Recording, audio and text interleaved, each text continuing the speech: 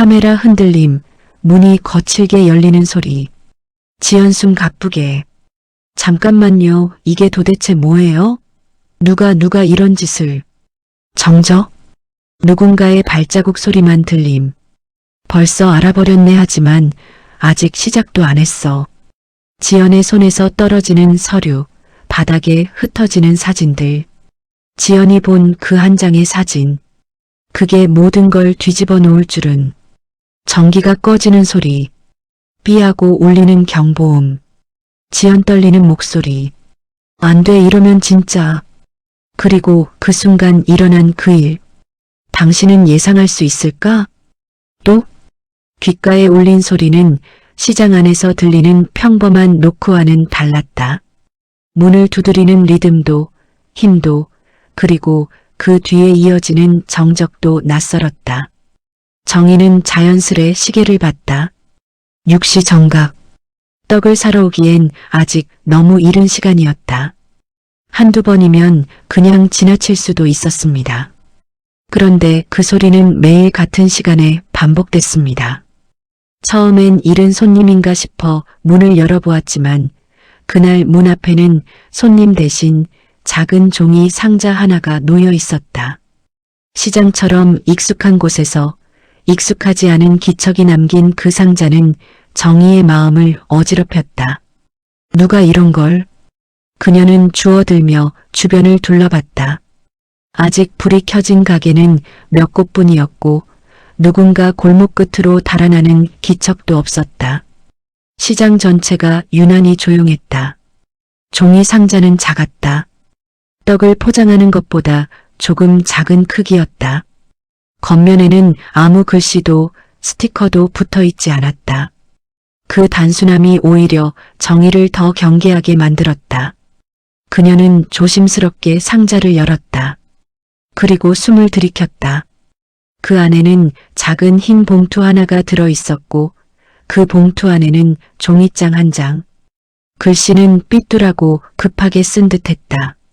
이걸 받아주세요. 이 한 문장을 보는 순간 정희의 손끝이 싸늘하게 식어갔다. 그날 이후 매일 새벽 6시 같은 소리와 함께 또 다른 상자가 문 앞에 놓였습니다. 상자 속의 내용도 글씨도 그리고 냄새도 점점 더 이상해지고 있었습니다.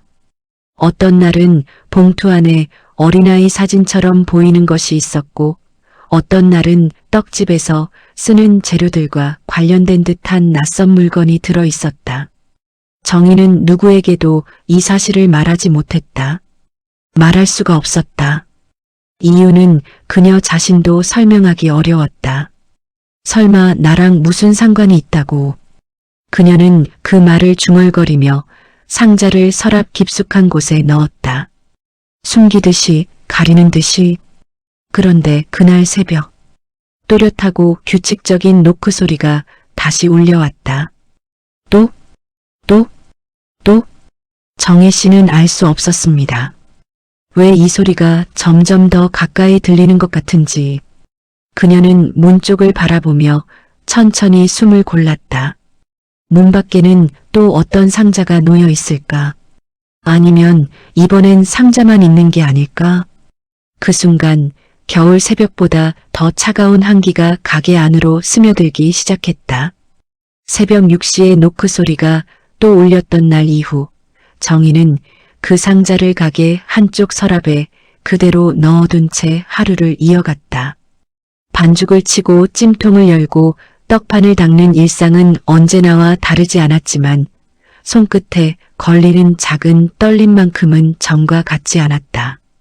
그녀는 반죽을 누르던 손을 잠시 멈추고 문 쪽을 슬쩍 바라봤다. 문틈 사이로 들어오는 바람이 새벽보다 더 차갑게 느껴졌다. 겉으론 평소와 다르지 않았지만 정혜 씨의 마음속에는 아주 작은 금이 생기기 시작했습니다. 금이란 게 처음엔 보이지 않지만 시간이 갈수록 틈이 벌어지는 법이지요.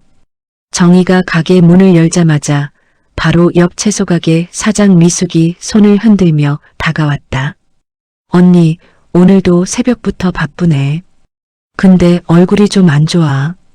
어디 아파? 정희는 뒤통수를 한번 쓸어 넘기며 웃어 보였다. 아니야, 그냥 요 며칠 좀 못 잤어. 아이 참, 언니도 나이가 있잖아. 무리 좀 하지 말고. 뭐 고민 있어? 말해봐. 정희는 잠시 입술을 달싹였지만 금세 말문이 닫혔다. 고민은 무슨 그냥 날씨가 추워서 그런가 봐.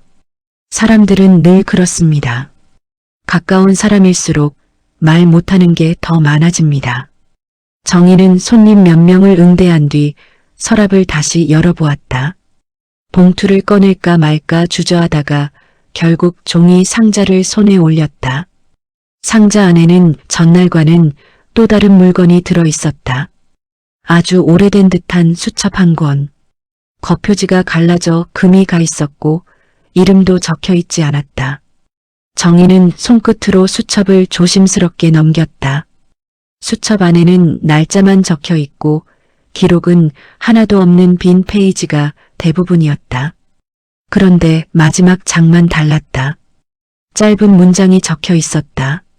사장님은 기억 못하세요. 정희는 숨이 턱 막히는 것 같았다. 기억 못하는 게 있다는 말인가? 아니면 기억해야 하는 사람이 있다는 뜻인가? 대체 누가 이런 걸? 그녀는 수첩을 덮고 서둘러 서랍 깊숙이 밀어 넣었다. 그때였다. 문 밖에서 누군가 지나가며 말했다. 정희 사장님, 오늘도 상자 받으셨어요? 정희는 움찔하며 급히 문을 열어 주변을 둘러봤다. 말을 건 사람은 바로 앞 생선가게의 막내 직원이었다. 아, 아니야. 무슨 상자? 아침마다 누가 문 앞에 놓고 가던데요? 제가 몇 번 봤어요. 그래, 그랬나 잘 모르겠네. 직원은 아무렇지 않게 고개를 끄덕이고 가게로 돌아갔다. 하지만 그 말은 정희의 가슴을 파고들었다. 정희 씨는 깨달았습니다. 누군가 매일 이 새벽 골목 어딘가에서 자신을 지켜보고 있었다는 것을요.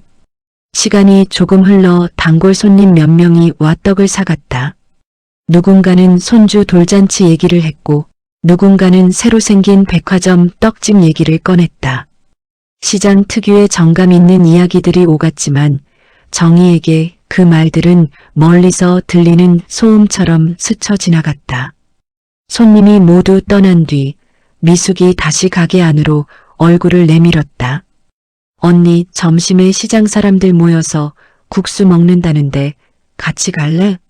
요즘 혼자 있는 것 같아서. 정희는 미숙의 얼굴을 보며 잠시 망설였다. 아, 오늘은 좀 정리해야 할 게 있어서. 다음에 갈게. 그래. 뭐 알았어. 근데 언니 진짜 무슨 일 있으면 말해. 나 다 들어줄게. 문이 닫히자 정희는 깊게 숨을 들이쉬었다. 누군가에게 털어놓는 순간 이 일이 더 커질 것만 같았다. 말로 옮기면 현실이 되고 현실이 되면 감당하기 어려워질 것 같았다. 정희는 저녁 무렵 다시 서랍을 열었다. 이제는 상자를 외면할 수 없다는 생각이 들었다. 그녀는 상자에 들어있던 첫 번째 봉투, 두 번째 봉투, 그리고 새로 들어온 수첩을 한 번에 꺼내어 테이블 위에 올려두었다. 봉투 안의 물건들은 모두 규칙이 없었다. 어린아이의 사진, 오래된 구두끈, 낡은 열쇠, 지나치게 짧은 문장들, 그리고 오늘 받은 수첩. 그런데 하나 공통점이 있었다. 모든 물건이 어디선가 오래전에 누군가가 소중히 썼던 흔적들이었다는 것. 정희 씨는 서서히 깨달았습니다. 이건 단순한 장난이 아니라는 걸요. 누군가의 의도가 있고 그 의도는 분명히 정희 씨를 향해 있다는 사실을요. 그때 다시 문이 똑 하고 울렸다. 이번엔 6시가 아니었다. 밤 9시였다. 정희는 손끝까지 서늘해지며 천천히 문을 바라보았다. 새벽이 아닌 밤의 노크는 처음이었습니다. 밤 9시의 노크는 정희의 가게를 얼어붙게 만들었다. 이 시간의 시장은 이미 절반 이상 불이 꺼져 있었다. 시장은 밤이 되면 낮보다 더 빨리 조용해지고 사람들의 발걸음은 대부분 끊어진다. 찜통의 김도 멈춘 시간이었다. 또 문에 울린 그 짧은 소리 하나가 평온한 밤을 갈라놓는 것만 같았다. 정혜 씨는 생각하셨습니다. 설마 또 상자? 하지만 이번엔 느낌이 달랐습니다. 문틈 사이로 스며든 공기가 새벽보다 더 차갑고 묵직했으니까요. 정희는 천천히 걸음을 문 쪽으로 옮겼다. 발걸음이 가까워질수록 귀가 더 예민하게 열렸다. 바람 소리도 시장 골목 먼 곳에서 떨어지는 물방울 소리도 지나치게 선명하게 들렸다. 손잡이에 손을 올리기 직전 문 너머로 아주 낮지만 분명한 숨소리가 들렸다. 사람이 서 있는 소리였다. 정희는 순간적으로 숨을 삼켰다. 누가 이 밤에? 그녀는 혹시나 싶어 가게 안쪽 불을 약하게 줄였다. 빛을 줄이면 문틀에 비치는 그림자가 조금 더 선명하게 보일지도 몰랐다. 정희의 시선이 바닥 아래 문틈으로 갔다. 문틈 아래로 작은 그림자가 드리웠다. 누군가 분명히 문 바로 앞에 서 있었다. 그때 다시 짧게 노크가 울렸다. 또 정희는 심장을 누르듯 가슴을 쓸어내렸다. 그녀는 본능적으로 문을 열지 못했다. 누구세요? 정희의 목소리가 미세하게 떨렸다. 대답이 없었다. 바람의 흔들림도 없이 정적만 가득 찼다. 아무 말도 하지 않는다는 건 때로는 말보다 더 많은 걸 말해줍니다. 정희는 다시 물었다. 저녁에 여긴 문 닫았어요. 내일 새벽에 오세요. 하지만 문 밖은 여전히 침묵이었다. 그 침묵 속에서 아주 약한 발소리가 뒤로 물러나는 소리가 들렸다. 그리고 발걸음 하나, 둘, 셋. 누군가 골목 끝으로 천천히 걸어가는 소리. 그 소리는 오래도록 계속되다가 어느 순간 사라졌다. 정희는 그제야 손잡이에서 손을 떼고 숨을 길게 내쉬었다. 몸이 안에서부터 풀리며 한기가 훅 밀려왔다. 그녀는 문을 열어볼까 잠시 고민했지만 결국 그럴 용기가 나지 않았다. 대신 문에 귀를 대고 골목의 기척을 한참 동안 감지하려고 했다. 아무 소리도 들리지 않았다. 정희는 무릎이 힘없이 풀리는 걸 느끼며 주저앉을 뻔했다. 정희 씨는 본능적으로 느끼셨습니다. 이건 단순히 상자를 놓고 가는 사람의 발걸음이 아니라는 것을요. 잠시 후 정희는 굳은 결심을 하듯 자리에서 일어났다. 가게 안으로 돌아와 서랍을 열고 그동안 받은 상자들을 하나하나 꺼내어 바닥에 놓았다. 정희의 손끝이 상자에 닿을 때마다 가게 안은 점점 더 무거워졌다. 첫 번째 봉투, 두 번째 봉투, 그리고 오늘 낮에 발견한 오래된 수첩. 모든 물건을 펼쳐놓고 보니 불길한 규칙이 하나 있었다. 처음엔 익명으로 남겨진 단순한 봉투였지만 시간이 지날수록 물건들이 더 개인적인 것들로 바뀌고 있다는 점이었다. 아이 사진, 헌 구두끈, 낡은 열쇠, 기억을 묻는 수첩, 그리고 오늘 밤 문 밖의 그림자. 이제 장난은 아닌데. 정희는 손등으로 이마를 짚었다. 왜인지 모르게 머릿속 한 구석이 불편하게 간지러웠다. 어떤 기억이 깨어나려는 것처럼. 그때 미숙에게서 전화가 왔다. 언니 앉아? 아직 가게야? 정희는 평소처럼 자연스럽게 대답하려 했지만 목소리가 잠겼다. 조금만 더 언니 목소리 왜 그래? 어디 아픈 거 아니지? 아니야. 별일 없어. 하지만 미숙은 오래된 친구였다. 아무 말하지 않아도 정희의 상태를 알 수 있는 사람. 언니, 오늘 이상해. 내가 지금 가도 돼? 정희는 놀라서 급히 말했다. 아니야. 아니야. 너무 늦었어. 그냥 자.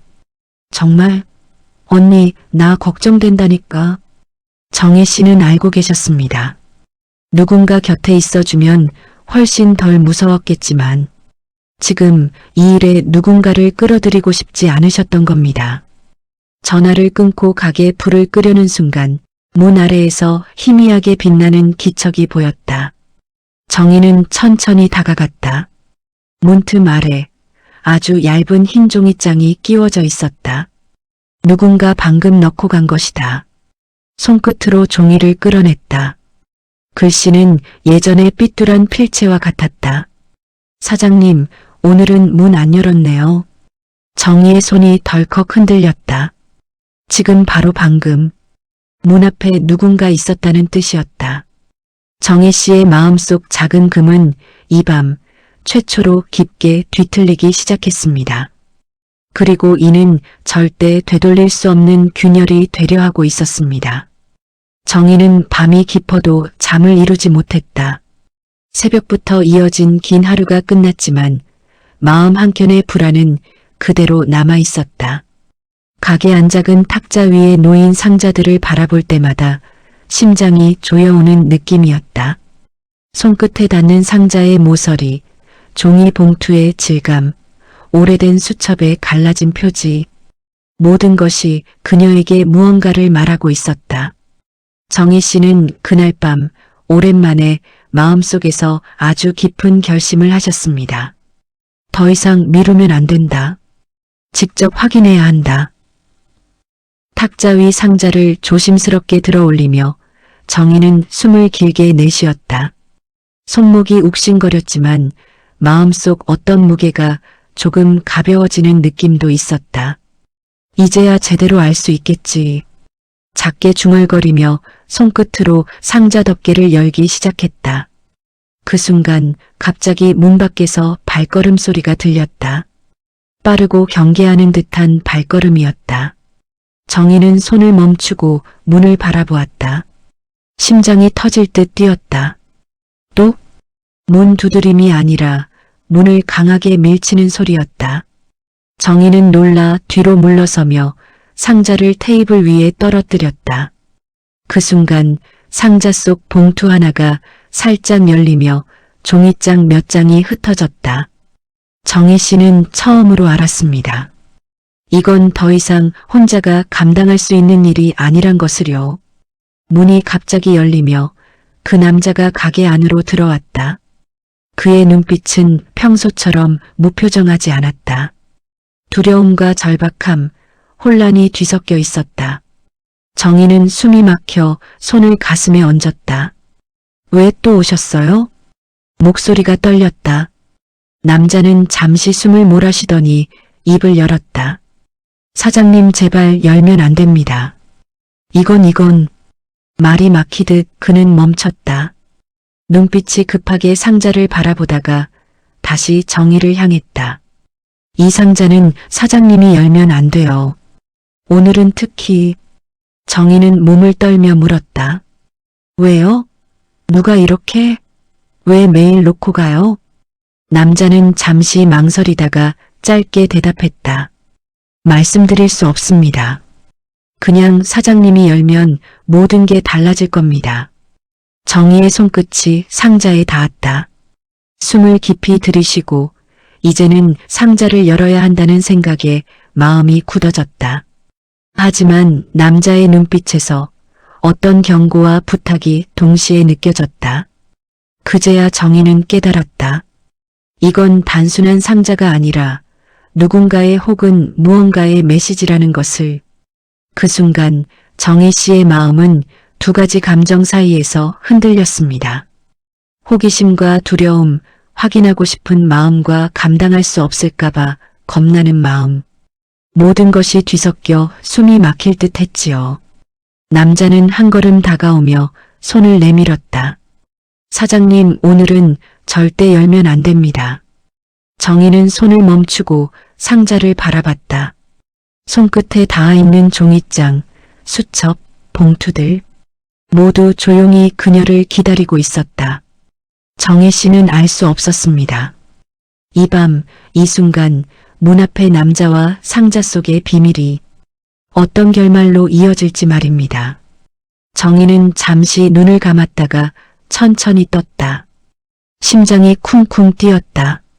가슴속 깊은 곳에서 오래 묻어둔 기억과 감정이 조금씩 솟구쳤다. 손끝이 다시 상자를 만졌다. 그러나 남자는 한 발 물러서며 말했다. 사장님, 진심으로 부탁드립니다. 오늘은 기다려주세요. 그 순간 가게 안은 정적에 잠겼다. 상자와 남자 그리고 정희 사이 어느 누구도 먼저 움직이지 않았다. 겨울 새벽보다 더 긴 시간이 천천히 흐르는 듯했다. 정희 씨는 그날 밤 상자를 열지 않은 채로 처음으로 누군가의 간절한 부탁과 자신의 호기심 사이에서 마음을 조율하셨습니다. 그리고 그 결정이 앞으로 모든 것을 바꿀 단초가 되리란 걸 아직은 몰랐습니다. 새벽이 밝아오기 전 정희는 가게 안탁자 위 상자들을 바라보고 앉아 있었다. 손끝에 닿은 상자의 종이 감촉, 수첩에 갈라진 표지, 봉투 속에 오래된 사진과 물건들. 모든 것이 조용히 그녀를 응시하는 듯했다. 밤새 마음속에서 꿈틀거리던 불안과 호기심이 이제는 묘하게 안정된 감정으로 바뀌고 있었다. 정희 씨는 깨닫기 시작했습니다.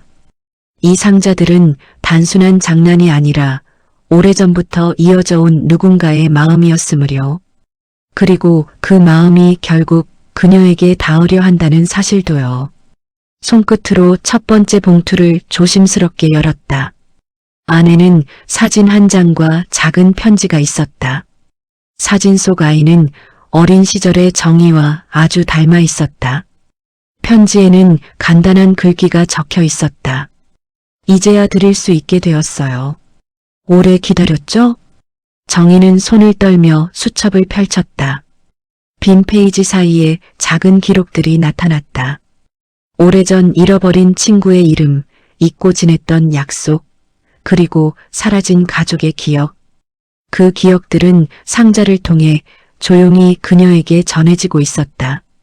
정희 씨는 처음으로 알았습니다. 누군가의 간절한 부탁과 기억이 이렇게 조심스럽게 전달될 수 있다는 것을요. 그리고 그것이 마음을 치유할 수 있다는 것을요. 그 순간 문이 천천히 열렸다. 남자가 다시 나타났다. 하지만 이번에는 긴장된 표정이 아니라 조심스러운 미소를 띠고 있었다. 정희는 그의 얼굴을 바라보며 심장이 묘하게 울렸다. 사장님, 드디어 확인하셨네요. 남자의 목소리는 낮지만 안도의 숨결이 담겨 있었다. 정희는 아무 말 없이 고개를 끄덕였다. 손에 쥔 상자 속 물건들이 단순한 물건이 아니라 잃어버린 기억과 마음의 연결고리였음을 이제야 이해했기 때문이다. 정희는 상자를 가슴에 안았다. 긴장과 두려움, 호기심이 한꺼번에 몰려와 눈물이 흘렀다. 그녀는 조용히 울었지만 이번엔 두려움이 아닌 오랜 세월 억눌린 감정이 풀리는 울음이었다. 새벽은 여전히 차가웠습니다. 하지만 정혜 씨의 마음은 따뜻해지고 있었습니다. 오래 닫혀있던 마음의 문이 천천히 열리기 시작했기 때문입니다. 남자는 잠시 상자를 바라보다가 한 발 물러섰다. 사장님, 이제 안심하셔도 됩니다. 누군가 기억을 전하려 했던 것이고 이제 연결이 되었습니다. 정희는 잠시 눈을 감았다가 떴다. 마음을 가볍게 한숨 내쉬며 작은 미소를 지었다. 그날 아침 시장은 평소처럼 분주했다. 그러나 정희의 가게 안은 새벽의 긴장과 불안 대신 조용한 평온이 흐르고 있었다. 찜통에서 피어오르는 김도, 손끝으로 느껴지는 반죽의 감촉도 이제는 따뜻하게 느껴졌다. 정희 씨는 깨달으셨습니다.